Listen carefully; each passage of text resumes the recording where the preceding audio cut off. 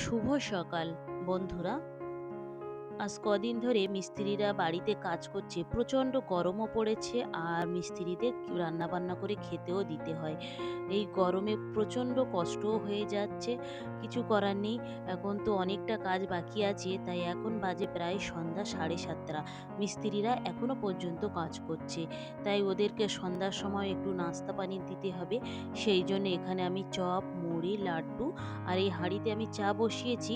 তবে আগে এগুলো দিয়ে আসবো, তারপরে চাটা আমি ওতে আরেকটু চিনি দিয়ে ফুটিয়ে তারপরে মিস্ত্রিদেরকে দিয়ে দেবো।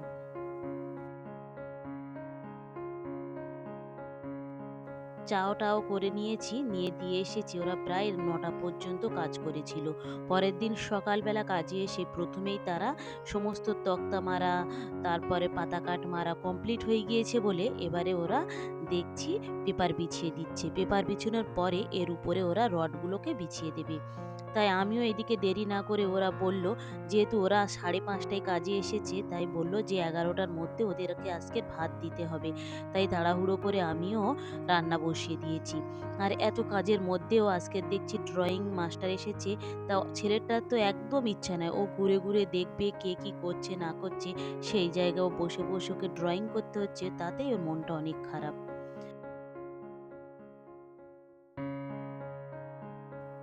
মেয়ে দুটো ঈদের ছুটিতেও মিশন থেকে বাড়ি এসেছে।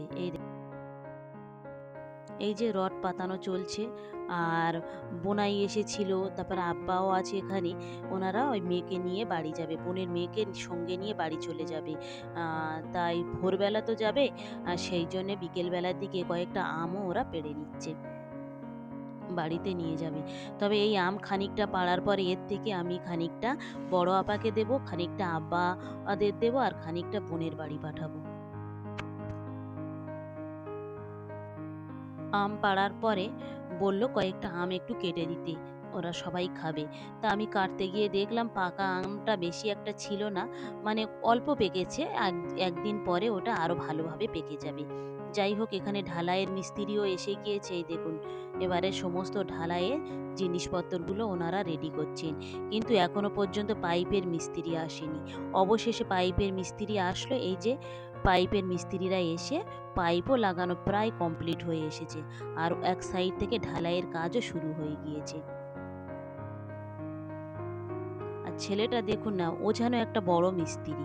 সব সময় মিস্ত্রিদের পাশে পাশে ঘুরে বেড়াচ্ছে, কে কি করছে না করছে বারবার গিয়ে দেখছে। ওর পিছনটা একবার দেখুন, নোংরা লেগে ভর্তি হয়ে গিয়েছে, তাও কিন্তু ও ওই জায়গায় ঘুরে বেড়াচ্ছে। আর প্রত্যেকবার কিভাবে মাল তুলছে, মাল কিভাবে ফেলছে, ওই দেখুন উঁকি মেরে মেরে দেখছে। এত ধারে যাচ্ছে, পড়ে যাওয়ার কোনো ভয়ও নেই। ভিডিওটা তাহলে এখানেই শেষ করছি। ভালো থাকবেন, সুস্থ থাকবেন, আর ব্লগটি কেমন লাগলো অবশ্যই জানাবেন। ভালো লাগলে একটা সাবস্ক্রাইব করে দেবেন। দেখা হবে পরবর্তী ব্লগে।